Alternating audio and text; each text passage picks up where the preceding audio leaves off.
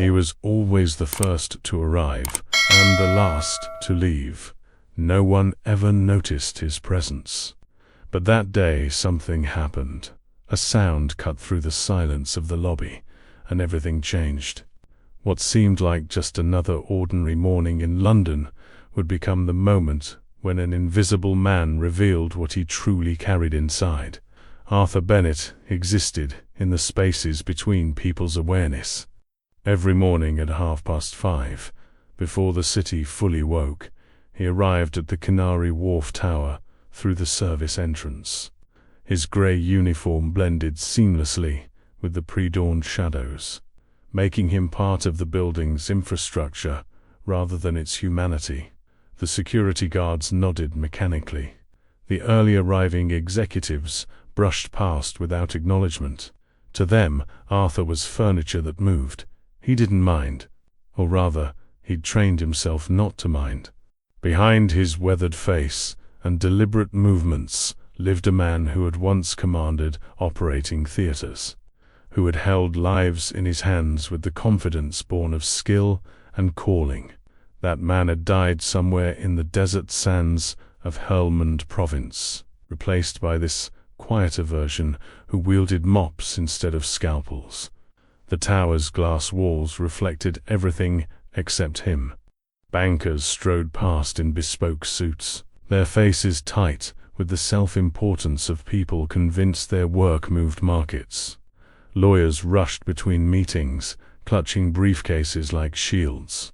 Marketing executives posed near the coffee machines, performing success for invisible audiences. Arthur cleaned around them all, his presence so thoroughly dismissed that couples argued as if alone. Executives took calls discussing confidential deals, and junior staff complained openly about senior management. He'd learnt the building's rhythms, knew that Tuesdays brought the most coffee spills, that Friday meant abandoned newspapers, that the third-floor bathroom always needed extra attention after the analytics team's weekly meeting. He knew which executives said thank you. There were 3 in which ones left their messes with deliberate carelessness, as if asserting dominance over someone they'd never truly see. During lunch breaks, Arthur sat in the service stairwell and watched the Thames through a narrow window. Sometimes, unbidden, memories would surface, the weight of surgical gloves, the precise choreography of an emergency trauma response, the sound of helicopter rotors overhead, the moment everything shattered when his hands had trembled during a critical procedure, when the young soldier had bled out despite everything Arthur knew, when the inquiry had concluded with words like combat, stress and unfit to practice. He'd chosen invisibility after that, chosen the uniform that made him disappear. Better to be unseen than to be seen as broken. Better to clean up after life than to fail at saving it. The tower's morning light cut through the glass atrium in geometric patterns, illuminating everything except the man pushing the cleaning cart. Arthur moved through his routine with practiced efficiency, his mind operating on 2 levels simultaneously. The surface level tracked tasks, noted spills, planned routes. The deeper level remained perpetually alert, scanning for the emergencies he no longer had permission to address. He'd noticed things the visible people missed. The executive on the 7th floor, whose gait suggested a herniated disc. The receptionist, whose persistent cough likely indicated something requiring attention. The security guard, whose complexion spoke of unmanaged diabetes. Arthur saw them all with a physician's eye, then looked away. Not his place, not anymore. By mid-morning, the tower hummed with manufactured urgency. Phones rang with problems that felt existential but rarely were. Meetings addressed crises that would be forgotten by week's end. The building's inhabitants moved through their choreographed panic, convinced of their own indispensability. Arthur emptied their bins, wiped their surfaces, and absorb their casual cruelty. The coffee cup, deliberately placed just out of reach of the trash. The spill left unreported. The conversation that stopped when he entered because his presence made them remember their coffee was made by people. He'd stopped being angry years ago. Anger required energy, and invisibility was exhausting enough. Instead, he'd developed a kind of anthropological detachment, observing the humans around him with the clinical interest of someone no longer quite part of their species. They performed their importance while he performed his invisibility, and the system functioned precisely because neither acknowledged the other. But underneath the resignation, underneath the routine, underneath the deliberately lowered eyes and careful steps, the doctor remained, dormant but not dead, waiting without knowing what it waited for, ready without permission to be ready. The morning rain had started again, painting the windows with silver trails. Arthur wheeled his cart toward the lobby, where puddles were forming near the entrance. Just another Tuesday in London. Just another day of being the man nobody saw. He had no way of knowing that within minutes everything would change, that a child's desperate voice would shatter his carefully constructed invisibility, that the skills he'd buried would claw their way back to the surface, that the tower's inhabitants were about to learn a lesson about what actually matters. Arthur squeezed water from his mop, watching the grey liquid swirl in the bucket. In its surface, for just a moment, he caught his reflection, a ghost of the man he'd been, haunting the life he'd chosen instead. The lobby's marble floor became a minefield when wet. Arthur had learned this during his first week, after watching an executive in expensive heels nearly break her ankle. She'd blamed him for not marking the area properly, though he'd place warning signs at every entrance. The complaint had gone to management. He'd received a written warning. She'd never apologized. That was how things worked in the tower. Gravity flowed downward, and so did blame. He was setting up the third caution sign when the automatic doors burst open with unusual violence. The morning rush had barely begun, and most employees used the underground car park entrance to avoid the rain. Arthur glanced up reflexively, then returned to his work. Someone's problem, not his concern. Then he heard the voice. "My mum, she's hurt. Please, someone help." The words cut through the lobby's ambient hum like a blade through silk. Arthur's head snapped up. A little girl stood just inside the entrance, school uniform soaked through, dark hair plastered against her face. She couldn't have been more than 8 years old. Her eyes were wild with panic, scanning the lobby with the desperate hope of someone drowning and looking for a rope.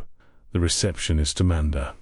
Arthur thought her name was looked up from her computer screen, with the practiced smile reserved for lost visitors.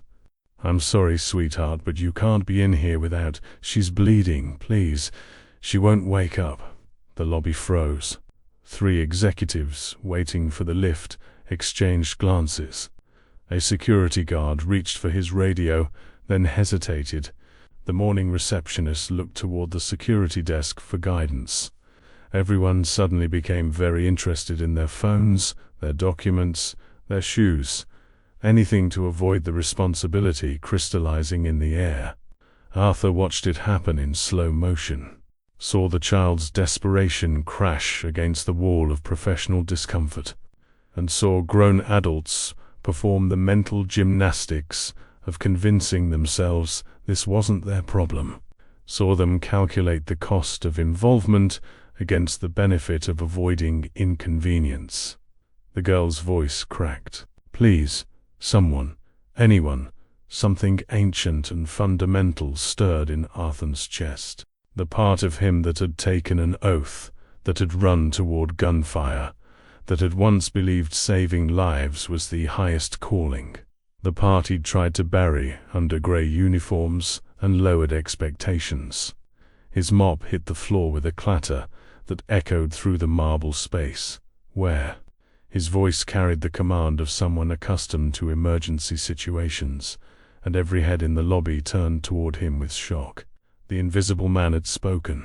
The girl's eyes found his. In that moment, she didn't see a janitor. She saw an adult who'd actually answered. She saw help, the car park, level 2. She fell. "There's blood." I tried to wake her, but she won't. The words tumbled out in a cascade of terror. Arthur was already moving, his body remembering responses his mind had tried to forget. "Take me to her. Right now." The girl grabbed his hand with both of hers, pulling him toward the stairwell access door. Behind them, the lobby erupted in whispered conversations. The security guard finally spoke into his radio. The receptionist reached for the phone, though whether to call emergency services or report a janitor abandoning his post, Arthur didn't know and didn't care. They burst through the stairwell door, the girl's footsteps echoing against concrete as she led him downward. Arthur's mind had already shifted into diagnostic mode, running through protocols he hadn't consciously accessed in years. Head trauma, possible fall, time since incident unknown, condition unstable if child this panicked. "What's your name?" he asked as they descended, his tone deliberately calm. "Lily." Her voice was steadier now, focused by having someone respond, someone act. "I'm Arthur. When did your mum fall, Lily?" "Just now. We were walking to the car. She made a funny sound and just fell down. I tried to help her, but I couldn't." Her voice broke again.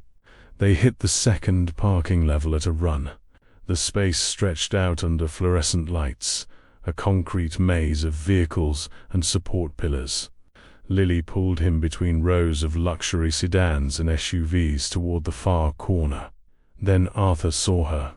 A woman lay crumpled beside a black Range Rover, one arm bent at an unnatural angle, her head resting in a small pool of blood spreading across the oil-stained concrete. She wore what had once been an elegant business suit, now disheveled and torn at the knee. Her face was pale, too pale, and her breathing shallow and irregular. Every nerve in Arthur's body screamed alert. He dropped to his knees beside her, his hands moving with the muscle memory of thousands of emergency assessments. 2 fingers to her carotid, pulse present but thready, rapid, respiration elevated, irregular. Pupils, he gently lifted one eyelid, equally dilated. Possible intracranial bleeding. The arm was definitely fractured, but that was survivable. The head injury was the threat. "Lily, I need you to do exactly what I say. Can you do that?" His voice remained steady, authoritative. The girl nodded, her eyes huge. "Run back upstairs. Tell security to call 999 immediately. Keldum, unconscious, female, head trauma, possible skull fracture." "Can you remember that?" "Unconscious female, head trauma, skull fracture," Lily repeated. "Good girl. Go. Fast as you can." She ran, her footsteps fading into the concrete distance. Arthur turned his full attention to the woman. His hands moved with practiced efficiency, checking for spinal alignment, assessing the bleeding. The head wound was superficial. Scalp lacerations always bled dramatically, but the altered consciousness suggested something deeper. He shrugged off his uniform jacket, rolled it carefully, and positioned it under her head to stabilize her neck and elevate the wound. He pressed the cleanest corner of his shirt against the bleeding, applying firm pressure. Her breathing hitched, and he watched her oxygen intake carefully, ready to begin rescue breathing if needed. "Stay with me," he murmured, though she couldn't hear. "Stay with me. Help's coming." The doctor he'd tried to kill had returned, and this time Arthur didn't fight it. This time he let himself be exactly who he'd trained to become. Consequences be damned. Arthur's world had narrowed to vitals and variables. Everything else, the cold concrete, the fluorescent glare, the distant echo of Lily's retreating footsteps, faded into white noise. There was only the patient, the assessment, the treatment window that grew narrower with each passing second. The woman's pulse fluttered under his fingers like a trapped bird. 120 beats per minute, weak and thready. Her skin felt clammy, temperature dropping as shock began its insidious work. Arthur recognized the cascade: trauma, hemorrhage, compensatory vasoconstriction, and if he didn't stabilize her soon, irreversible organ damage. He'd learnt emergency medicine in circumstances that made textbooks seem quaint. In field hospitals, where supplies ran short and time ran shorter. Where you improvised with whatever you had because the alternative was watching someone die. Those lessons surfaced now with crystalline clarity. His uniform jacket under her head wasn't enough. He needed to slow the bleeding without compromising her airway. Arthur glanced around the parking garage. Expensive cars, but nothing immediately useful. Then he spotted it. A silk scarf visible through the rear window of the Range Rover. He tried the door. Unlocked. Of course it was. She'd been about to enter when she collapsed. He grabbed the scarf, a designer piece that probably cost more than his monthly salary. Without hesitation, he folded it into a pressure bandage and secured it around her head, tying it firmly enough to compress the wound, but loose enough to avoid restricting blood flow to the brain. His fingers worked with mechanical precision, each movement economical and purposeful. Next, the arm. The radius was definitely fractured, probably from trying to catch herself during the fall. He couldn't splint it properly without materials, but he could stabilize it. Arthur removed his belt, used it to bind her forearm against her torso. Not perfect, but it would prevent further damage until the paramedics arrived. The woman's eyelids fluttered. A good sign, consciousness trying to resurface, but also dangerous. If she thrashed, tried to move, she could worsen the head injury. "Easy now," Arthur said softly, placing a steady hand on her shoulder. "Don't try to move. You've had a fall. Help is coming." Her eyes opened partially, unfocused and confused. She tried to speak, but only a moan escaped. Her good hand rose weakly, disoriented. "I know," Arthur continued, his voice carrying the calm authority that had once steadied frightened soldiers in triage tents. "I know it's confusing. You're going to be all right. Just stay still for me. Can you do that?" Something in his tone penetrated her confusion. She stopped struggling, her eyes fixing on his face with the desperate trust of someone in free fall who's just been thrown a rope. "That's it. Good. What's your name?" he asked, partly to assess her cognitive function, partly to keep her conscious and calm. Amelia. The word came out slurred, but intelligible. Another good sign. "Hello, Amelia. I'm Arthur. You've had a fall, and you've hit your head. Do you remember falling?" Her brow furrowed with concentration. "Lily, we're single. Quotes, S. Your daughter is safe. She went to get help. Very brave girl you've got there. She's the one who found me."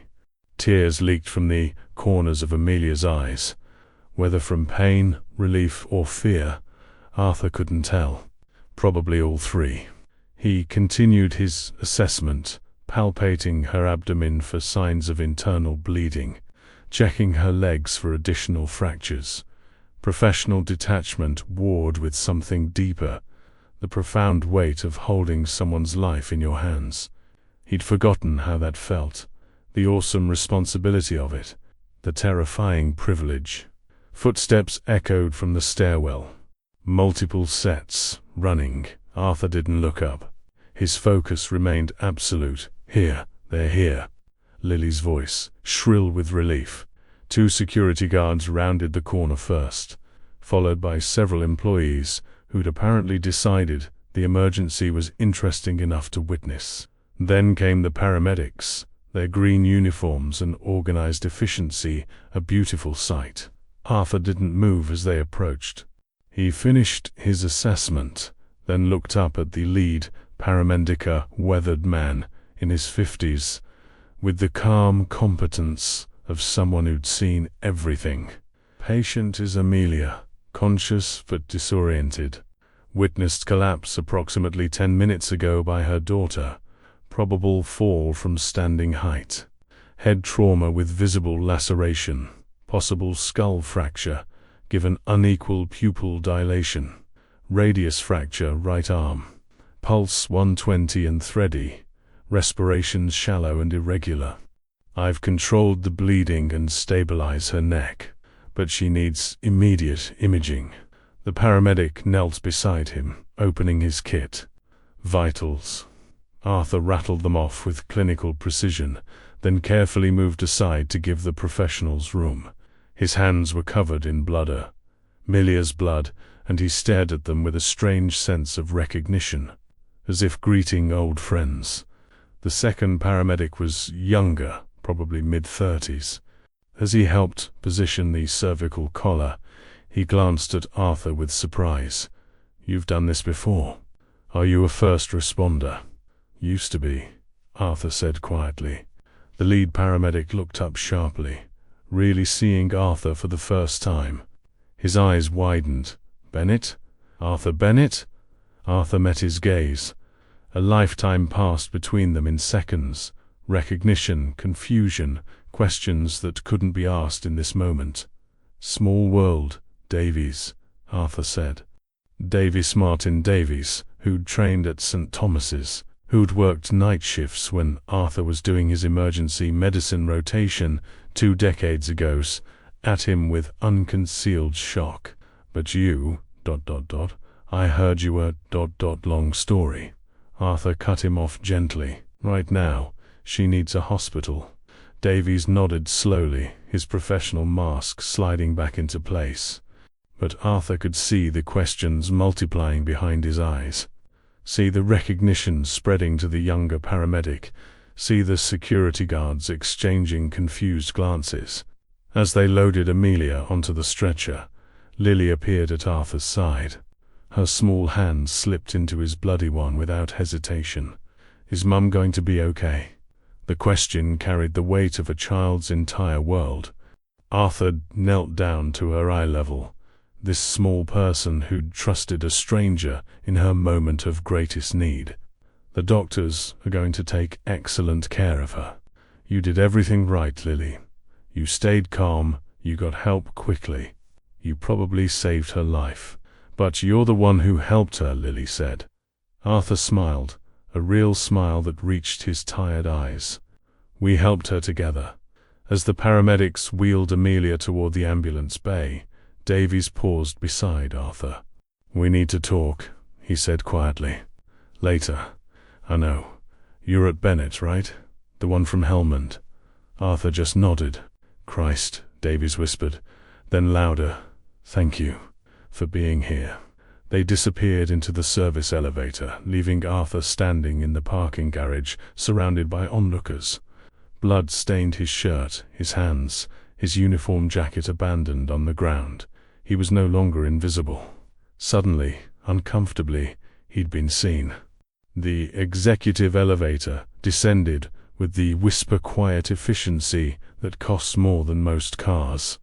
Henry Turner stood alone in the mirrored box, checking his Patek Philippe for the 3rd time in as many minutes. The meeting in Singapore had run late, and the red-eye back to London had been turbulent. He was exhausted, irritated, and 30 minutes behind schedule for a board presentation that would determine whether his planned expansion into Southeast Asian markets received approval. His phone had been off during the flight. Company policy, though it frustrated him. 10 hours without email, without updates, without the constant pulse of information that usually regulated his days. He'd spent the flight time reviewing projections, rehearsing arguments, considering which board members would resist and how to neutralize their objections. the kind of strategic thinking that had built his career, seeing people as variables in equations, reading their interests, applying the right pressure to achieve desired outcomes. The elevator slowed. Level 2, the executive parking level. Henry frowned. He'd pressed lobby. The button must have been activated before he entered. The doors opened. What he saw made no sense. The parking level had transformed into chaos. Security guards clustered near a black Range Rover, his wife's Range Rover. Small crowd of employees stood at a distance, phones raised. 2 paramedics worked around a stretcher. And there, on his knees beside his wife's fallen body, was a man in a janitor's uniform, his hands pressed against her head, his shirt soaked with blood. Henry's brain stuttered. The variables didn't compute. The scene violated every category his mind used to organize reality. Amelia. The word came out strangled, barely audible. He stumbled forward, and a security guard caught his arm. "Mr. Turner, sir, please. The paramedics need space. That's my wife." Henry's voice cracked with unaccustomed emotion. The control he'd cultivated over decades simply evaporated. What happened? "Amelia." The janitor looked up and their eyes met. Henry saw something in that gaze he couldn't name. Steadiness. Authority. A depth that seemed wrong for someone who cleaned toilets. The man's face was unremarkable, weathered by time and circumstance. But his eyes held Henry's with the directness of an equal. "She's stable," the janitor said with quiet confidence. "The paramedics have her now. She's going to be all right." The lead paramedic glanced between them. "Mr. Turner, Martin Davies. Your wife had a fall, likely a syncopal episode. She's sustained a head injury and a fractured arm, but thanks to this man's immediate intervention, her condition is stable. We're taking her to St. Mary's for imaging." Henry's mind reeled. A fall. But she was fine this morning. She's never... He couldn't form complete thoughts. "Daddy." Lily burst from behind the crowd and crashed into him. Henry caught her automatically, his arms closing around his daughter, even as his eyes remained fixed on the stretcher where paramedics were securing his wife. "I'm here, darling. It's okay. I'm here." The words came out on autopilot. "Mr. Bennett helped her," Lily said into his chest. "I was so scared. But he came and he knew what to do. And he told me to be brave and, Bennett." Henry looked back at the janitor, who was now standing, bloody hands hanging at his sides. One of the younger security guards leaned close. "That's Arthur Bennett, sir. He's part of the facilities team. He's worked here for about 3 years. 3 years. Henry tried to recall if he'd ever noticed the man. Couldn't. A janitor. Invisible by design, by deliberate disregard. Someone whose existence Henry had never questioned, because questioning it would require acknowledging it first. The paramedics lifted the stretcher. "Mr. Turner, we need to go now. You can follow us to St. Mary's." Henry nodded numbly. As they wheeled Amelia past, he saw her face, pale, vulnerable, terrifyingly fragile. His wife, who organized charity galas and managed their household and raised their daughter with the same strategic brilliance. She'd once applied to her own career before choosing family. His wife, who'd been dying on a parking garage floor while he worried about market projections. The ambulance bay doors closed behind them. The elevator closed. The crowd began to disperse, the excitement over. People returned to their real lives, the ones that mattered to them. Henry stood frozen. Lily still clutched against him. He looked at the janitor. Bennett Hurley looked at him for the first time. Saw the blood, the discarded uniform jacket, the exhaustion in his face. Saw something else too, something that made Henry profoundly uncomfortable. Competence, authority, the bearing of someone accustomed to crises. to command, to holding lives in his hands. You, ... Double quotes. Henry started, then stopped. What did you say to someone who'd just saved your wife's life? Someone you'd never noticed existed until this moment. You helped her. It sounded inadequate even as he said it. Bennett's expression didn't change. Anyone would have done the same. But that wasn't true, and they both knew it. The crowd had stood by. The security guards had hesitated. The receptionist had frozen. In the critical moments when Amelia's life hung in the balance, it had been the invisible man who'd acted. I don't understand, Henry said. How did you know what to do? He caught himself before saying just a janitor, recognizing the insult even through his shock. I used to be a doctor, Bennett said simply.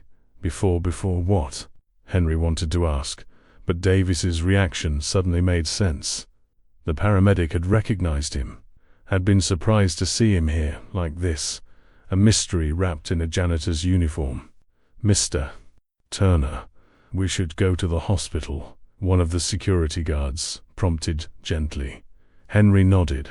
He had to be with Amelia, had to see her safely into care, but he couldn't tear his gaze away from Bennett, from this equation that refused to balance. Thank you, Henry managed. The words felt monumentally insufficient. I don't know how to thank you. Bennett nodded once. I hope she recovers fully. As Henry carried Lily toward the elevator, he glanced back. Bennett had knelt to retrieve his discarded jacket, his movements slow and careful, as if the adrenaline had worn off and exhaustion was flooding in to replace it. A janitor again, or trying to be, but Henry couldn't unsee what he'd witnessed. In the elevator, as the doors closed, Lily looked up at him. He saved Mum, Daddy. When nobody else would help, he came. He just came. Henry held his daughter tighter, something cold and uncomfortable settling in his chest. Shame, perhaps. Or recognition. Or the dawning awareness that he'd built an empire on fundamental misunderstandings about what actually mattered, about who actually mattered. The elevator rose, carrying him away from the parking level and toward his changed life, leaving behind the man who'd been invisible until the moment everything else fell away and only character remained. The footage went live at 11:47 a.m. Someone from accounting later identified as a junior analyst named Rebecca Santos had been in the parking garage retrieving files from her car when she'd heard Lily's screams. She'd filmed the entire emergency response on her phone, initially intending to document what she assumed would be corporate negligence for potential legal purposes. Instead, she'd captured something else entirely. The video ran 4 minutes and 32 seconds. It opened with Lily's desperate sprint across the parking level, her school uniform disheveled, her face streaked with tears. The audio captured her broken pleas for help, the terrible sound of a child who'd run out of options. Then came Arthur's voice, calm and commanding. Take me to her. The camera followed their rush toward the fallen woman, captured Arthur's immediate assessment, his practiced movements, his transformation from invisible janitor to confident physician. Rebecca had posted it to Twitter at 11:47, with a simple caption. The janitor everyone ignores just saved someone's life at our office. Maybe we should start noticing. By noon, it had 300 shares. By 1 p.m., 3,000. By 3 p.m., 30,000. The algorithm had recognized something viral, something that triggered the human fascination with unexpected heroism, and it fed the video into timelines across London, then the UK, then Europe, then the world. By evening, it had been viewed 2.3 million times. The comment section became a digital town square, where thousands gathered to process what they'd witnessed. Some focused on Arthur's competence, dissecting his medical technique with admiration. Others latched on to the social dynamics, the crowd's initial hesitation contrasted with one man's immediate action. Many seized on the class elements, the invisible worker who'd proven more valuable than all the visible executives combined. This is what capitalism does, takes skilled professionals and grinds them down until they're cleaning floors, wrote one user. Anyone know his story? How does a doctor end up as a janitor? Asked another. The way everyone just stood there. I'm disgusted, wrote a third. Traditional media picked up the story by late afternoon. The BBC ran a segment on the evening news. Sky News sent reporters to Canary Wharf. The Guardian published an opinion piece titled, "The Invisible Workers Who Keep Society Functioning and What We Owe Them." The Daily Mail, predictably, went with hero janitor's secret past, what really happened. Inside the tower, the video's existence created seismic shifts.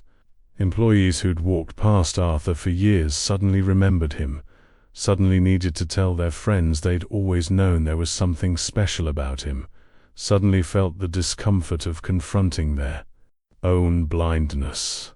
The executive suite buzzed with nervous energy. The optics were complicated, potentially embarrassing if handled poorly.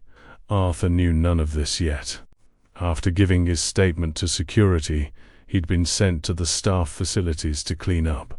He'd stood under the harsh fluorescent lights in the men's room, washing Amelia's blood from his hands, watching it spiral down the drain, while his reflection in the mirror stared back with hollow eyes. The adrenaline crash had hit him in waves, trembling hands, rapid heartbeat, the familiar hollow feeling of post-crisis exhaustion. He'd saved her, probably. The transport to hospital had been stable, the paramedics confident, but head injuries were unpredictable. Complications could arise hours later. He wouldn't know until he knew, and the waiting gnawed at him with familiar teeth. When he finally emerged, still in his blood-stained uniform because he had no change of clothes, he found his supervisor waiting. Carol Michaels, a stern woman in her 60s who'd worked facilities management for 30 years, stood with her arms crossed and an unreadable expression. "Bennett, we need to talk." Arthur's stomach dropped. Of course. He'd abandoned his post, caused a scene, involved himself in matters beyond his job description. In the rigid hierarchy of the tower, such violations had consequences. "I understand," he said quietly. "I'll collect my things." Carol's expression shifted, surprised, then something softer. "Collect your things. Arthur, you're not being fired. Human Resources wants to see you. The CEO wants to see you. They are single quotes S.Night. Codes." She paused, choosing words carefully. "There's a video of what happened. It's online. People are talking about it." Arthur felt the blood drain from his face. Online. People talking. The exact opposite of invisible.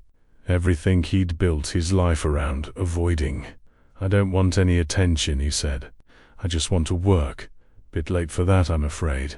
Carol's voice carried unexpected sympathy. "The video has millions of views. The press is in the lobby, asking about you. And Mr. Turner, the CEO, he's insisting on meeting with you personally once he returns from the hospital." Arthur closed his eyes. This was worse than he'd imagined. Attention meant questions. Questions meant his past surfacing. His past meant having to relive everything he'd buried under 3 years of deliberate anonymity. "Can I refuse?" he asked, knowing the answer. "You saved his wife's life, Arthur." "I don't think refusing is really an option." By the time Arthur made it to the break room to collect his belongings, every phone in the building seemed to be showing the video. He caught glimpses of it on screens as he passed himself, frozen in that moment of transformation, captured from an angle that somehow made him look heroic rather than desperate. He hated it. hated seeing himself, hated the comments he couldn't help overhearing. Amazing. So brave. Why is he working as a janitor? His phone, an ancient model that barely functioned, had 17 missed calls. His sister in Edinburgh. His former colleague from St. Thomas's. Numbers he didn't recognize. Everyone who'd lost touch, suddenly reconnecting, drawn by viral fame, like moths to flame. He sat in the break room, staring at the screen, the video paused on his own face. In that frozen moment, he looked alive in a way he'd forgotten was possible. Looked like the man he'd been before Helmond, before the inquiry, before the decision to disappear. Davies had recognized him. Others would too. The medical community was smaller than people imagined, and memories were long. Someone would dig up the records. Someone would find the story of Dr. Arthur Bennett, the promising trauma surgeon who'd cracked under pressure, whose hands had failed when they mattered most, who'd been quietly encouraged to retire his license before formal disciplinary action became necessary. The hero of the video would be recontextualized. The narrative would shift from triumph to tragedy, from inspiration to cautionary tale, and Arthur would be exposed all over again to the judgment he'd fled. His hands trembled as he poured coffee, the cup rattling against the saucer. Around him, the tower continued its normal operations, but he could feel the shift, the way people glanced at him differently, the way conversations paused when he entered, the way his invisibility had been irrevocably shattered. He'd saved Amelia Turner's life. He knew that with professional certainty, and in doing so, he'd lost the only shelter he had left, the anonymity that had let him survive. The video played on someone's phone nearby. "Take me to her." His own voice, confident and commanding, a voice he barely recognized anymore. Arthur set down the coffee untouched and walked to the window. Outside, London spread beneath him, millions of people living millions of lives, most of them invisible to each other by design and necessity. He'd been one of them, safe in obscurity. Now he was something else, a story, a symbol, a viral moment. And somewhere, in a hospital room, Amelia Turner was either recovering or declining, and he wouldn't know which until someone told him. And the not knowing was perhaps the worst part of all. St. Mary's Hospital smelled exactly as Arthur remembered hospitals, smelling antiseptic, covering something organic and indefinable, the scent of bodies fighting to heal themselves. He stood in the main lobby, his cleaned but still stained uniform, drawing curious glances from visitors and staff. He shouldn't have come, had no right to be here. Amelia Turner was a patient now, not his responsibility, and his role had ended when the paramedics arrived. But Davies had texted him with the room number and a simple message: "She's asking for you." That had been enough. Against his better judgment, against the voice screaming that he needed to rebuild his walls before they crumbled entirely. Arthur had taken the tube to Paddington and walked the 7 minutes to St. Mary's. Now he stood paralyzed in the lobby, trying to convince his feet to move toward the elevator. Arthur Bennett. He turned. A woman in her 40s, wearing a hospital administrator's badge, approached with a professional smile that didn't quite reach her eyes. "I'm Sarah Fletcher, patient relations. Mrs. Turner has been asking to see you. She's in room 412, 4th floor. Her husband has also requested a word with you when you're ready." Arthur's stomach tightened. "How is she?" "Stable." The CT scan showed a mild concussion and minor subdural bleeding that's resolving on its own. The orthopedic team set her radius fracture. She was extraordinarily lucky. Fletcher's expression softened. The neurosurgeon said that if she'd been left unattended for another 10 minutes, the outcome could have been very different. Your intervention was double quotes. She paused, choosing her words, clinically sound and potentially life-saving. The professional validation landed strangely. Arthur had spent 3 years avoiding such recognition, and now it felt like unwrapping a gift he'd thrown away years ago. The elevator ride to the 4th floor felt interminable. Arthur watched the numbers climb, while his reflection in the polished doors showed a man caught between identities. Not quite the invisible janitor anymore, not quite the doctor he'd been, something uncomfortable in between. Room 412 was a private suite, the kind reserved for families who could afford the best care or had premium insurance. Through the partially open door, Arthur could hear low voices. He hesitated, hand raised to knock, when Lily's face appeared in the gap. "Mr. Bennett." She pulled the door open wide, her expression transforming from worry to delight. "You came. Mum said you would, but I wasn't sure. And, Lily, sweetheart, let him breathe." Amelia's voice came from inside, weak but tinged with humor. Arthur entered slowly. The room was filled with flowers, clearly delivered within the last few hours, and medical equipment monitoring vital signs with quiet efficiency. Amelia lay propped against pillows, her head wrapped in professional bandaging, her right arm in a cast and sling. She looked pale and exhausted, but alive, beautifully alive. Her eyes found his and held them. "You came. I wanted to see how you were recovering," Arthur said, feeling awkward and exposed in the intimate space. "Because you're a doctor. It wasn't a question. Martin Davies told us everything, actually, or everything he knew." Arthur's jaw tightened. Of course Davies had talked. Professional courtesy or simple gossip, the result was the same. His past exposed without his consent. "I used to be," Arthur corrected gently. "I'm not licensed to practice anymore, but you've saved my life. I provided first aid until proper medical care arrived. Anyone with basic training could have done the same." Amelia's eyes narrowed, not with anger, but with the sharp intelligence of someone used to reading between lines. "That's not what the paramedics said. That's not what the video shows. And that's certainly not what my daughter tells me." Lily had positioned herself beside Arthur, her small hand finding his again with the easy trust of childhood. "He was amazing, Mum. He knew exactly what to do. He wasn't scared at all." Arthur looked down at the girl, this brave child, who'd trusted a stranger in her moment of terror. "I was terrified," he admitted quietly. "But being scared doesn't matter when someone needs help." The door opened, and Henry Turner entered carrying coffee in cardboard cups. He stopped short when he saw Arthur, and something complicated passed across his face. Gratitude, discomfort, curiosity, shame, all tangled together. "Mr. Bennett."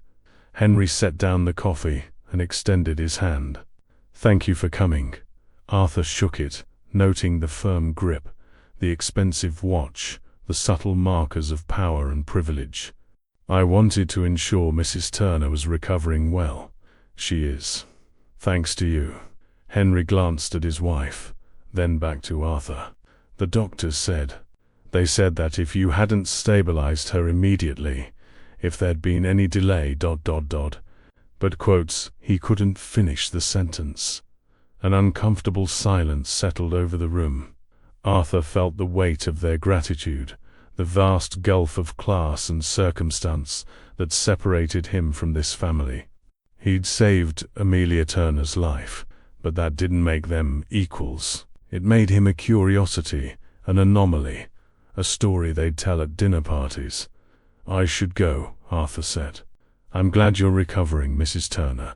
Take care of yourself." "Wait." Amelia's voice carried surprising strength. "Please, I need to understand something. Davies said you were one of the most promising trauma surgeons at St. Thomas's, that you served in Afghanistan as a military doctor, that you saved countless lives. He also said you disappeared 7 years ago, and no one knew what happened to you. So I'm asking directly, why is a surgeon cleaning floors in Canary Wharf? The question hung in the air like smoke. Arthur felt Lily's hand tighten around his, felt 3 pairs of eyes waiting for an answer he didn't want to give. Because I lost the right to call myself a surgeon, he said finally, his voice flat. I made mistakes in the field. My hands failed when they needed to be steady. A soldier died because of my incompetence. I was given the option to resign my commission and retire my medical license quietly, or face a formal inquiry that would have made everything public. I chose the former. And then I chose to become invisible because it was easier than facing what I'd lost. The confession came out mechanical, rehearsed by years of internal repetition, but saying it aloud to these strangers who had only seen his competence felt like stripping naked in public. Amelia's expression shifted, not of pity, which Arthur would have hated, but to something more complex. Understanding, perhaps. Recognition of the way trauma reshapes people. PTSD, she asked gently. They called it combat stress reaction, acute anxiety disorder. Various technical terms for the same thing. I broke under pressure. But you didn't break today, Henry said quietly. Today, you were steady, confident. You knew exactly what to do. Today was different. Today I wasn't tired from 16-hour shifts. Wasn't watching people I'd operated on die anyway. Wasn't surrounded by the sound of helicopters and mortars. Today was one person, one emergency, circumstances I could control. You're being too hard on yourself, Amelia said. Arthur's laugh came out bitter. A man died because my hands shook. I don't think I'm being hard enough. Lily tugged at his hand. But Mum didn't die. You saved her. The simple logic of a child. Arthur knelt down to her level, meeting her serious eyes. You're right, Lily. I'm glad I was there to help. But being able to help one person doesn't erase failing another. Did you mean to hurt the soldier? Lily asked.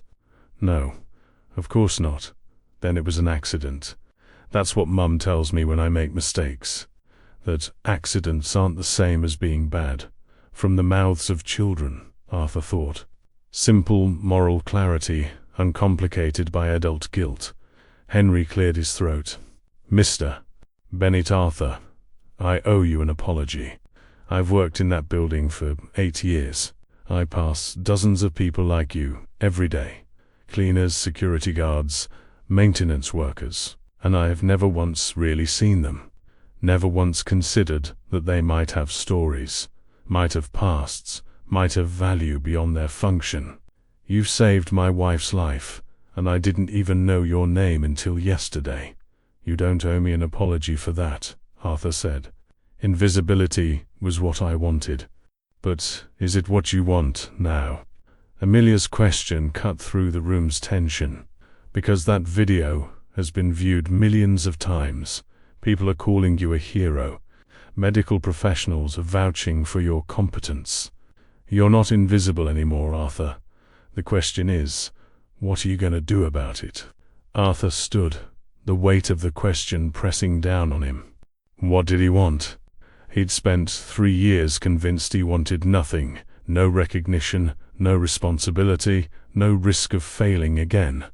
But standing in this hospital room, seeing Amelia alive and Lily safe and Henry's grudging respect, something stirred in him. Not quite hope, not yet, but possibility. I don't know, he admitted. I genuinely don't know. Amelia smiled, a tired but genuine expression. That's honest, at least. Will you do me one favor? If I can, don't disappear again.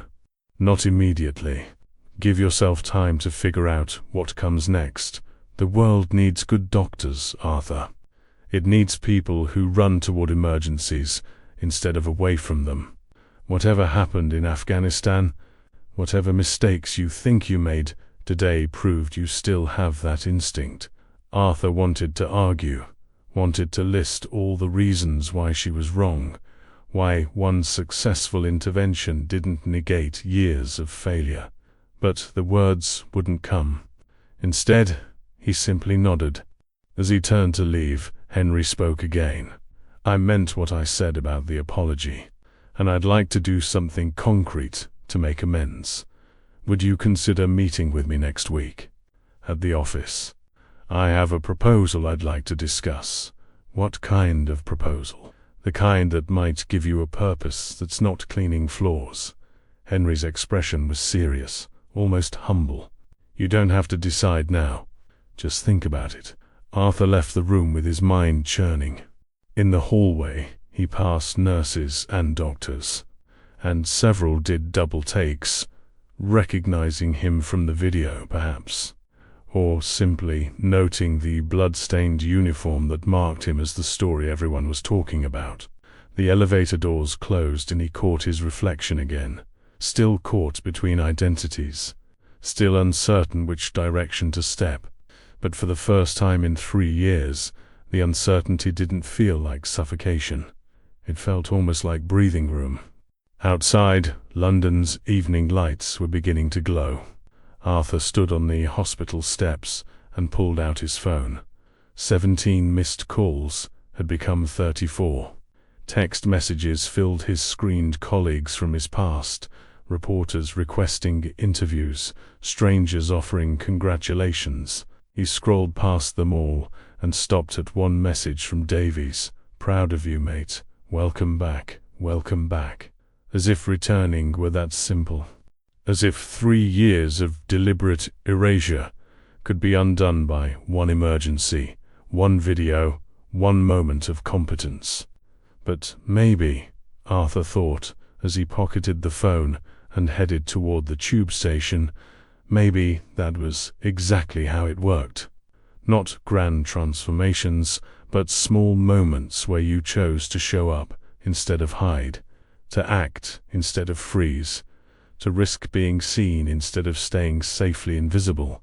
He didn't know what Henry Turner's proposal was, didn't know if he was ready to be anything other than a janitor, didn't know if redemption was even possible for someone who'd failed as catastrophically as he had. But for the first time in years, he wanted to find out. The following Monday arrived with characteristic London gloom-grey skies threatening rain that hadn't quite started falling.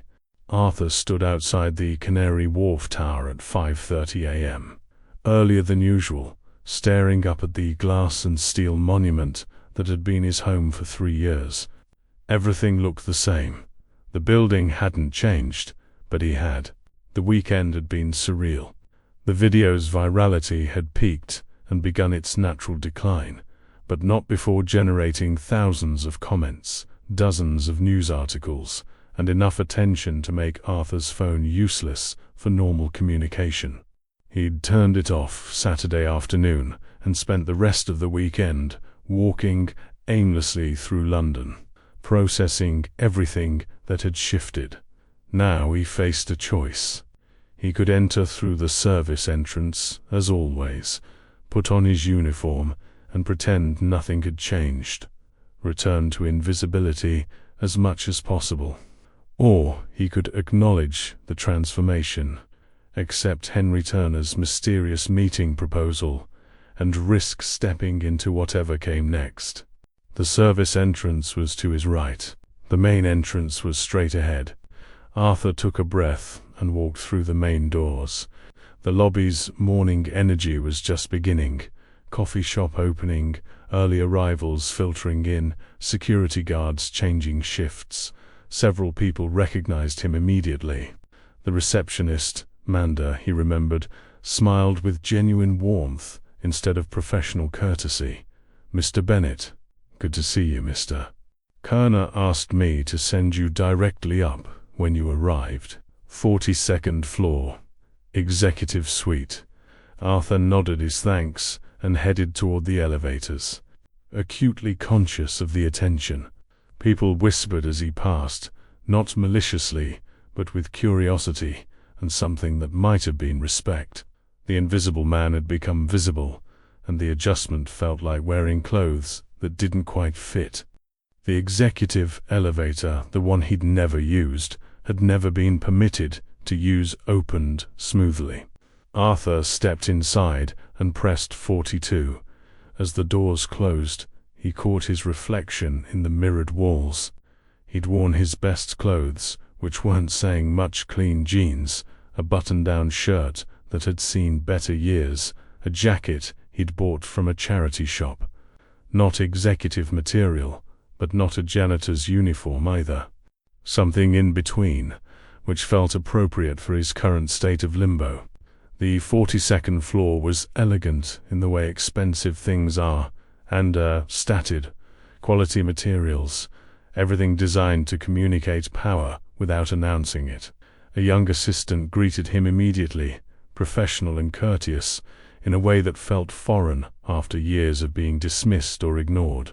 "Mr. Bennett, Mr. Turner is expecting you. Conference room B, just down the hall to your right."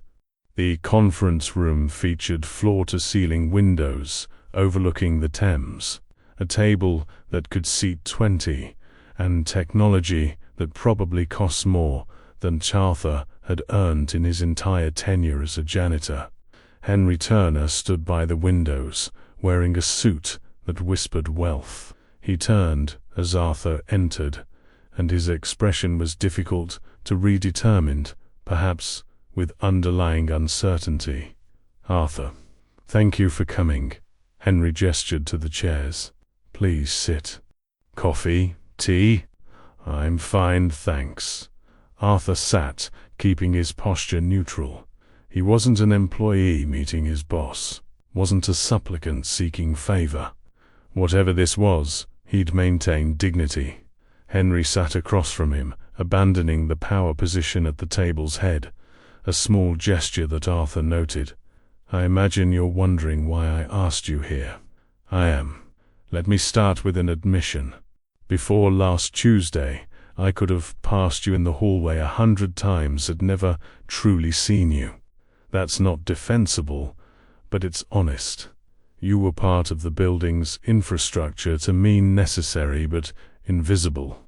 What happened with Amelia shattered that perspective, and it's been uncomfortable acknowledging how fundamentally I've failed to see the people who make my life function." Arthur said nothing, waiting to see where this was heading. Henry continued, "After you left the hospital, I did some research. Talked to Martin Davies, spoke with some colleagues in the medical community, made some calls. Your reputation before Afghanistan was exceptional. Top of your class at medical school, exemplary surgical record, commendations for your field work. Then everything disappeared. No disciplinary action on record, no formal complaints, just a quiet resignation and license retirement. I don't see what this has to do with." "I'm getting there." Henry leaned forward. "What happened on Tuesday revealed a gap in our corporate infrastructure that I'd never considered. We have nearly 3,000 employees in this building. We have fire protocols, evacuation plans, security procedures, but we have nothing for medical emergencies beyond calling 999 and hoping someone nearby knows CPR. Last Tuesday, my wife almost died because nobody in that parking garage had the skills or confidence to help her, except you." Arthur's mind began connecting the dots, seeing where this might lead. "I want to create a position," Henry said, "Head of Emergency Medical Services. The role would involve developing protocols for medical emergencies, training staff in basic first aid, ensuring we have proper equipment and procedures on every floor, coordinating with local emergency services. It would also involve being available as our on-site medical resource during business hours. And I want you to fill that position." The offer landed like a physical weight. Arthur sat back, processing. "I'm not licensed to practice medicine. This wouldn't be practicing medicine. It would be emergency response and training coordination. You wouldn't be diagnosing or treating beyond immediate stabilization, but your knowledge and experience would be invaluable. And Henry hesitated. If you were interested, the company would support you pursuing license reinstatement, fund the necessary evaluations, provide time for any required retraining, help navigate the regulatory process. Why? Arthur's question came out sharper than intended. Why invest in someone who failed? Someone who spent 3 years cleaning floors because he couldn't handle the pressure of actual medicine. Because everyone deserves a second chance, Henry said simply. Because what happened in Afghanistan, whatever it was, doesn't define your entire capability. Because you proved last Tuesday that the instinct to help is still there, the competence is still there. And frankly, because I've spent the last week examining my own assumptions about worth and value, and I'm trying to do better. Arthur wanted to be cynical, wanted to see this as PR maneuvering, as Henry Turner assuaging his guilt through a grand gesture. But the man's expression seemed genuine, his discomfort authentic. "Can I think about it?" Arthur asked. "Of course. Take whatever time you need. But while you're thinking, consider this. The medical community remembers you, Arthur. I've had 3 different hospital administrators reach out since the video went viral, asking if you'd be interested in positions. St. Mary's wants to offer you a role in their emergency department once you're relicensed. Stint. Thomas's mentioned something about their trauma training program. You have options beyond this building, beyond this job. I'm just asking you to consider what kind of purpose you want moving forward." The conversation continued another 20 minutes. Dales about salary, substantially more than janitorial work, benefits, timeline, logistics. But Arthur's mind was elsewhere, grappling with the larger question. Was he ready? Ready to stop hiding? Ready to risk failing again? Ready to be Dr. Arthur Bennett instead of the invisible janitor? When he finally left the conference room, his head was spinning. The assistant appeared with an envelope. "Mr. Turner asked me to give you this regardless of your decision." Inside was a check far more than Arthur's monthly salary, with a note in Henry's handwriting. "Thank you for saving my wife. This isn't payment, you can't be paid for that. But it's acknowledgement that you've been undervalued and unseen for too long." Arthur stood in the elevator descending, holding the envelope and feeling its weight, not just physical, but symbolic. This wasn't about the money. It was about being seen, about being valued, about the possibility that his worth wasn't defined by his worst moment, but by the accumulation of all his moments, including the ones where he chose courage over comfort. The doors opened on the ground floor. Carol Michaels waited in the lobby, her expression a mixture of curiosity and motherly concern. "Well?" she asked. "He offered me a job. A real job." Carol smiled, the lines around her eyes deepening. "Of course he did. What did you say?" "I said I'd think about it. And will you think about it honestly, I mean?" Arthur looked around the lobby, the space he'd mopped countless times, where he'd been invisible for 3 years. He saw the morning rush beginning properly now, people flooding in with their coffee and their certainty, most still not seeing him, even after everything. But some did now. Some nodded respectfully. Some smiled. Some saw him. "Yes," Arthur said, "I will." That afternoon, Arthur did something he hadn't done in 3 years. He visited the Thames embankment, found a quiet bench, and called his sister in Edinburgh. She answered on the first ring. "Arthur, oh my God, I saw the video." "Everyone's seen the video. Are you all right? Why haven't you called me back? I've been worried sick." "I'm okay, Claire. I'm sorry I worried you." "Sorry?" You save someone's life on camera and then disappear for 4 days, and you're sorry." But her voice carried relief more than anger. "Talk to me. What's happening?" So Arthur talked.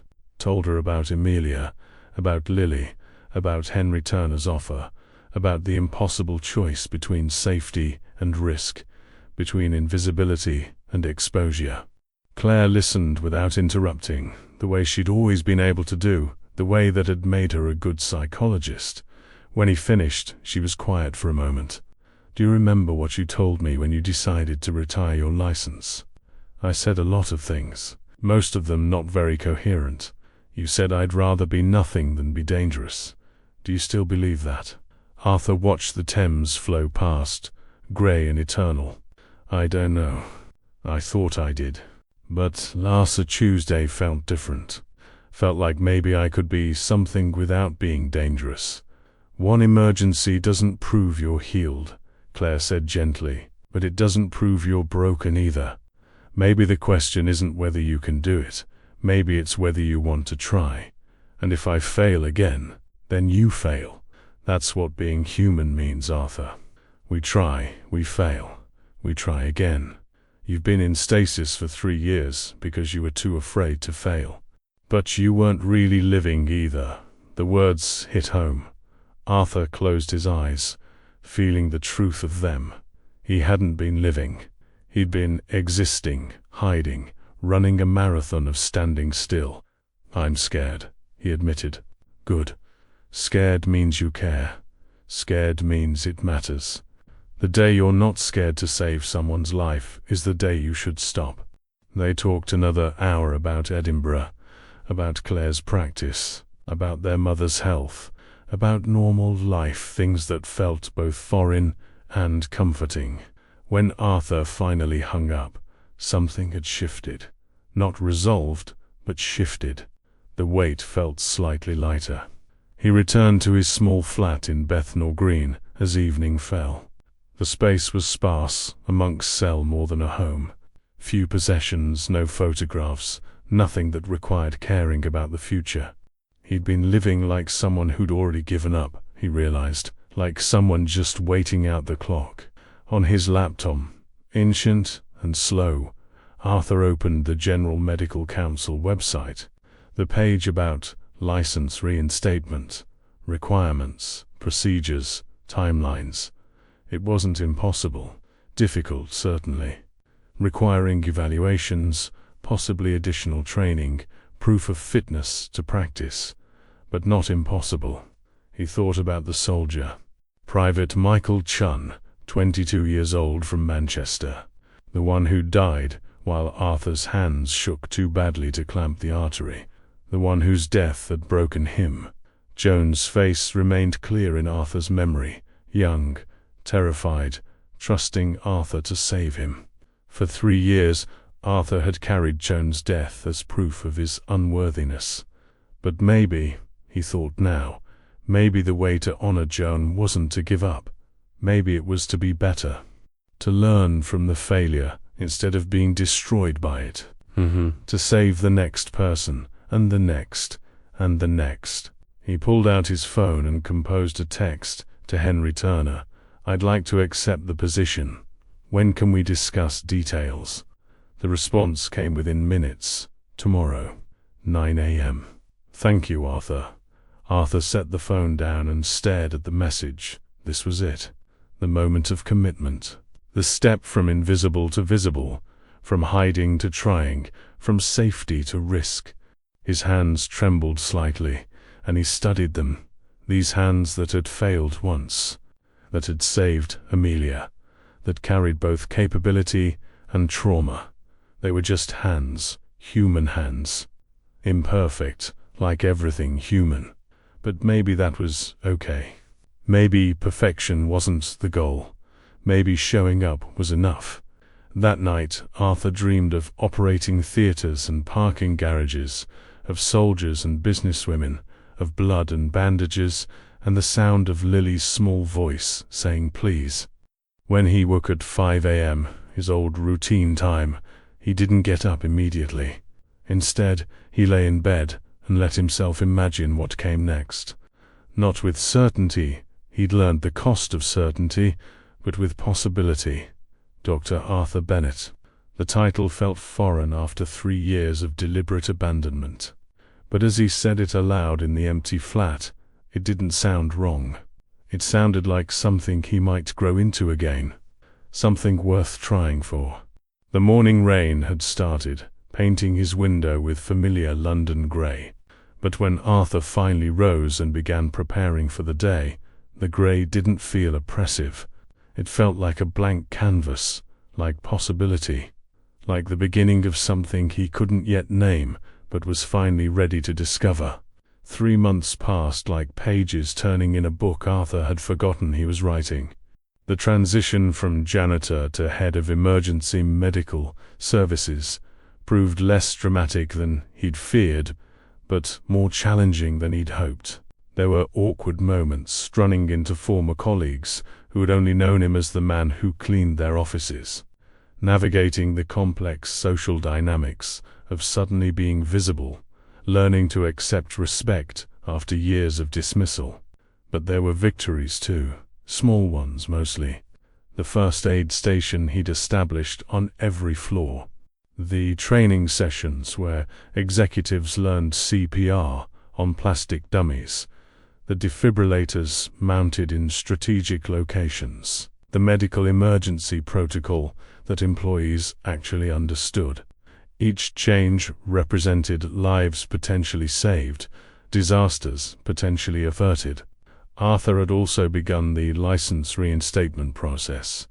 The initial psychological evaluation had been grueling hours of questions about Afghanistan, about his trauma, about his readiness to return to medicine. The evaluator, a kind woman in her 60s named Dr. Patel, had neither judged nor coddled him. She'd simply assessed, asked follow-up questions, and eventually said the words Arthur had been terrified to hope for: "I see no reason why you shouldn't be cleared for practice." Pending additional evaluations. The path was long. Probably another year of assessment, supervised practice, bureaucratic hurdles. But it was a path. Forward motion instead of stasis. Growth instead of hiding. On a Friday afternoon in early spring, Arthur was conducting a training session on the 15th floor when his phone buzzed. A text from the front desk. "Visitor for you, young girl. Says her name is Lily." Arthur excused himself from the training, his heart rate ticking up slightly. He'd seen Amelia twice more since the hospital, once for coffee, where they'd talked about recovery and gratitude. Once at a fundraiser she'd organized for emergency medical training in schools. But Lily had been at school during those meetings. Seeing her again, in the building where everything had started, felt significant in a way he couldn't articulate. She waited in the lobby, still in her school uniform, clutching something wrapped in tissue paper. At 8 years old, Lily had the serious expression of a child who'd been forced to grow up slightly faster than intended. But when she saw Arthur, her face transformed into a smile that could have powered the building's lights. "Mr. Bennett." She ran toward him without the hesitation adults learned. He caught her in a hug that felt natural, despite Arthur's years of avoiding physical connection. "Hello, Lily. This is a surprise. Does your mum know you're here?" "She's in the car. She said I could come in for a few minutes." Lily held up the wrapped package. "I made you something." "Well, we made it. Mum helped." Arthur took the package carefully, aware that whatever it contained mattered deeply to this child. He unwrapped it slowly to find a framed drawing, Lily's work. With the earnest imperfection of childhood art, it showed 2 figures in what appeared to be a parking garage. One was lying down, one was kneeling beside her. Hearts floated around them. At the bottom, in careful block letters, "Real heroes don't wear capes. Thank you for saving my mum." The misspelling of heroes made it more perfect, not less. Arthur felt his throat tighten with emotion. He'd spent years keeping carefully locked away. Lily, this is ... But he couldn't finish the sentence, couldn't find words adequate to the gift. Do you like it? Her eyes were anxious, seeking approval. I love it. It's the best gift anyone's ever given me. Her smile widened. Mum says you're a doctor again. A real one, not just pretending. Working on it. Still have a ways to go, but you'll get there. I know you will. The confidence of childhood, uncomplicated by adult doubt. They walked to the entrance together. Lily chattering about school and friends, and a science project about the human heart. Amelia waited outside in the car, and when she saw them through the window, she waved. Arthur waved back, holding Lily's drawing carefully in his other hand. At the door, Lily turned and hugged him again, fierce and sudden. Mum says everyone gets scared sometimes. She says being brave isn't not being scared.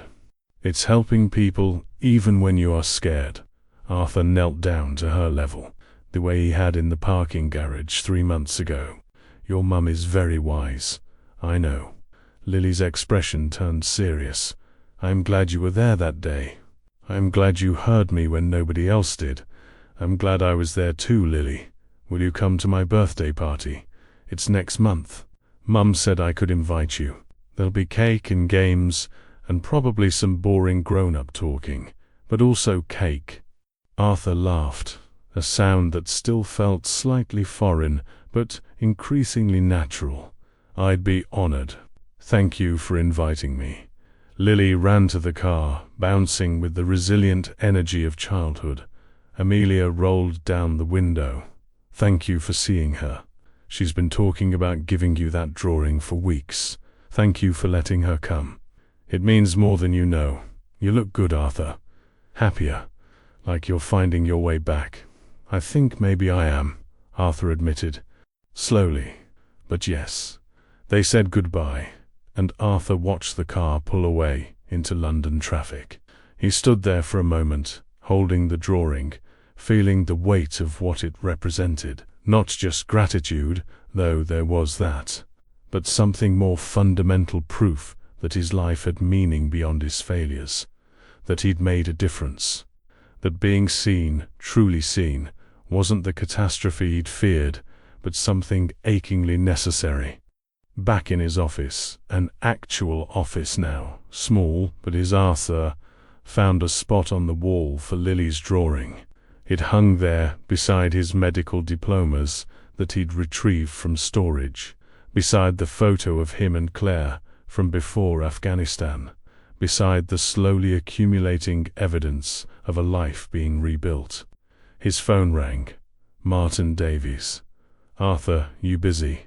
We've got a situation at St. Mary's. Multi-vehicle accident, all hands needed. I know you're not officially cleared yet, but we could use help with triage organization. Interested? Arthur's heart rate spiked. The old fear rose. What if he failed? What if his hands shook? What if he proved that Chan's death wasn't an isolated incident, but proof of fundamental incapacity? But underneath, the fear was something else. The instinct that had made him drop the mop and run toward Lily's voice. The muscle memory of competence. The deep knowledge that he was needed. I'll be there in 15 minutes, Arthur said. He grabbed his jacket and headed for the door. On the way out, he passed the mirror in the hallway, the same mirrors that had reflected his invisibility for 3 years. Now they showed something different. A man with purpose. A man who'd been broken and was learning to function despite the cracks. A man who had hidden and was now choosing to be seen. Dr. Arthur Bennett, head of emergency medical services, former trauma surgeon, future physician, human, imperfect, present. He left the building at a run, and for the first time in years, he was running towards something instead of away from it. 18 months after the parking garage incident, the Canary Wharf Tower held a small ceremony in the main lobby. Henry Turner stood at a podium, Flanking him were Amelia and Lily, Arthur's sister Claire, who'd travelled down from Edinburgh, Martin Davies, representing STEAM, Mary's Hospital, and a small crowd of building employees who'd signed up for Arthur's emergency response training. The plaque was modest by corporate standards, brushed steel, simple lettering, mounted near the security desk where everyone entering would see it, in recognition of Dr. Arthur Bennett, whose courage and compassion remind us that every person carries worth beyond what we see, and that true heroism lies in answering the call to help, whatever the cost. Arthur stood to the side, uncomfortable with the attention, but learning to accept it as part of his new visibility. He'd been fully relicensed 4 months earlier, after a year of evaluations and supervised practice that had proven both challenging and therapeutic. He now split his time between the tower's emergency services program and 2 shifts per week in St. Mary's emergency department. Not surgery yet, he wasn't ready for that, but urgent care, trauma stabilization, the immediate life, and those decisions that had once defined his career. He still carried Afghanistan, still had dreams about Private Chun, still occasionally felt his hands tremor when stress peaked. But he'd learned that carrying trauma didn't mean being destroyed by it, that you could honor the dead by serving the living. That healing wasn't forgetting, but integrating. Henry stepped to the podium. 18 months ago I walked past this man every day without seeing him. That failure of vision is what I've worked to correct, not just with Arthur, but in how I see everyone whose labor makes our lives function. This plaque isn't really about recognizing a hero. It's about acknowledging a truth we should never have forgotten, that dignity, skill, and humanity aren't determined by job titles or salaries, but by character. Arthur Bennett reminded us of that when we needed it most. Polite applause followed. Arthur shifted uncomfortably, catching Claire's eye. She smiled at him with sisterly understanding, proud but also amused at his discomfort with praise. Lily stepped forward then, carrying a bouquet of flowers that was almost too large for her 9-year-old arms.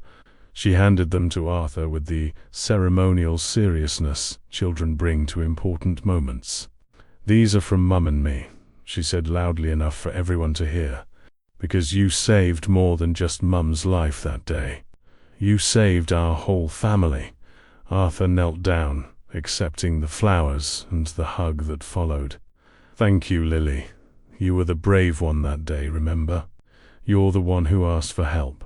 "We were both brave," Lily said with the confident wisdom of a child who'd learned something true about the world.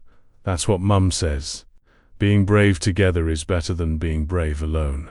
The ceremony concluded with refreshments and conversation. Arthur found himself surrounded by people colleagues from his training sessions, hospital staff, building employees he'd trained in CPR.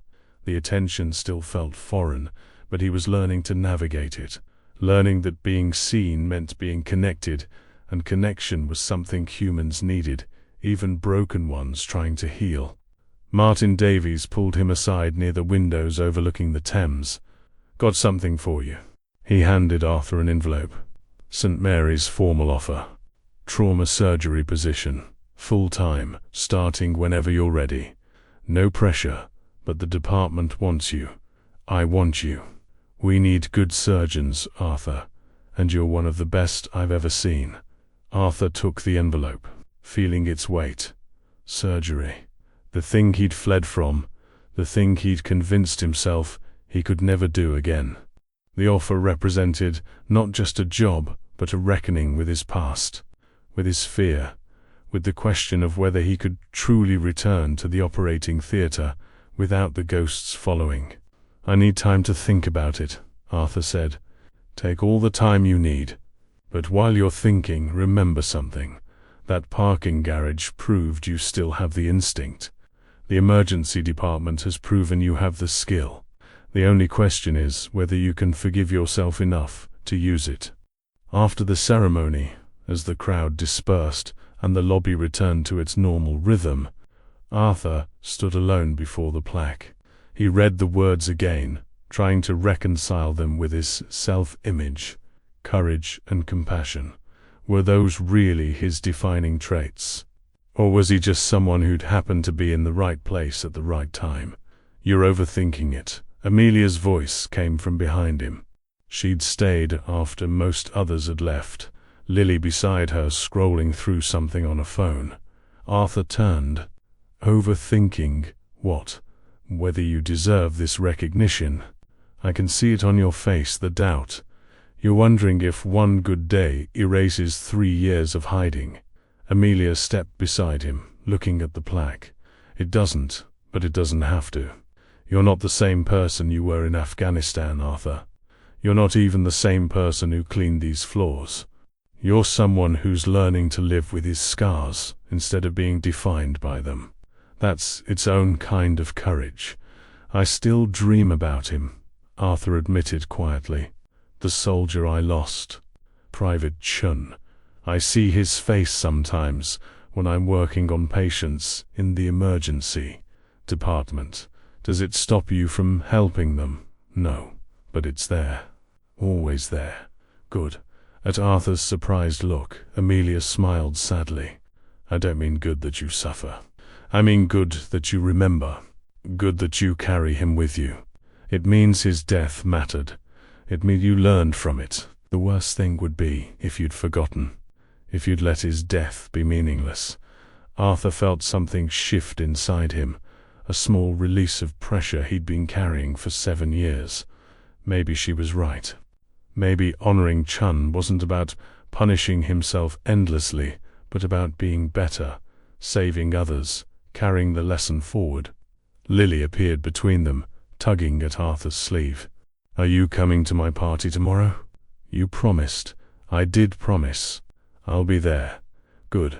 Because I told everyone at school about how you saved Mum, and they all want to meet you and ask you about being a doctor in Cerex.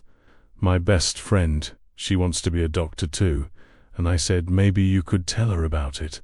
Arthur laughed. "I can do that.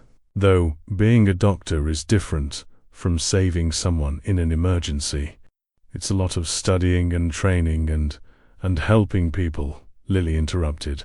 "That's the important part, right? That you help people." "Yes," Arthur said softly. "That's the important part." They left together, the three of them walking out into the spring afternoon. London sprawled around them in its usual chaotic beauty. Millions of people living their intersecting lives, most invisible to each other by necessity and design. But Arthur saw them differently now.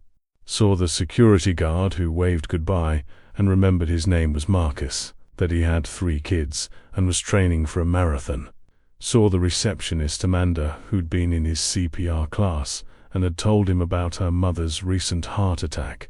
Saw the janitor emptying bins near the entrance, a young woman whose name was Fatima, who was studying nursing at night school. He saw people, not functions, not roles, but people. Complex, struggling, worthy people. The way he should have been seeing them all along. That evening, alone in his flat that was slowly accumulating the personality and warmth of an actual home, Arthur opened Davies's envelope.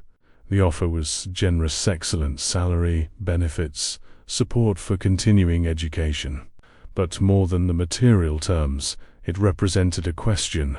Was he ready? He thought about Chun, about Amelia, about Lily's drawing on his office wall, about the parking garage where everything had changed.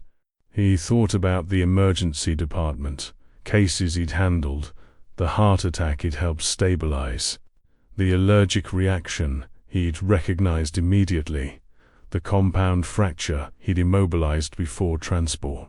None of those patients had died because his hands shook. None had suffered because he'd frozen. Maybe he was ready. Or maybe he'd never feel completely ready, and that was okay too. Maybe readiness wasn't about certainty, but about willingness to try, to risk, to show up despite the fear. Arthur pulled out his laptop and began typing a response to St. Mary's. Not acceptance, not yet, but not refusal either. A request for a meeting, to discuss possibilities, to explore what returning to surgery might look like. A step forward, tentative but real. His phone buzzed. A text from Claire. "Proud of you, little brother. Mum would be too." Their mother had died 5 years ago, never known about Afghanistan or the collapse that followed. Arthur had always regretted that she'd died, thinking he'd simply changed careers, never knowing he'd been broken. But maybe Claire was right. Maybe his mother would have been proud, not of his perfection, but of his persistence. Not of avoiding failure, but of surviving it. He stood at his window, looking out over Bethnal Green's rooftops toward the distant lights of Canary Wharf. Somewhere in that tower, a night cleaning crew was working. People like he'd been. Invisible by design, carrying stories nobody asked about. He hoped someone saw them. Hoped someone recognized their humanity, their worth, their hidden depths. The next morning, Arthur awoke naturally at 5:30, his body still holding the old janitor's schedule. But instead of rising immediately, he lay in bed and let himself imagine the day ahead. Lily's birthday party. Awkward conversation with other parents. Cake and games, and the beautiful chaos of children celebrating. Normal life things that felt precious precisely because they were normal. He thought about the surgery offer, about returning to the operating theater, about the weight of a scalpel in his hand and the trust of a patient under anesthesia, about the possibility of saving lives, not just in emergencies, but through skill and precision and the accumulated knowledge of years of training. He thought about Amelia's words, learning to live with scars instead of being defined by them. Maybe that was the real story. Not redemption, because that implied you could erase the past. Not forgiveness, because some mistakes were too serious for simple absolution. But integration. Learning to carry all of yourself, the successes and failures, the courage and fear, the competence and trauma, and keep moving forward anyway. Arthur rose and began preparing for the day. In the mirror, he saw a man who'd been invisible, learning to be seen. A man who'd been broken, learning to function despite the cracks. A man who'd run away, learning to run toward.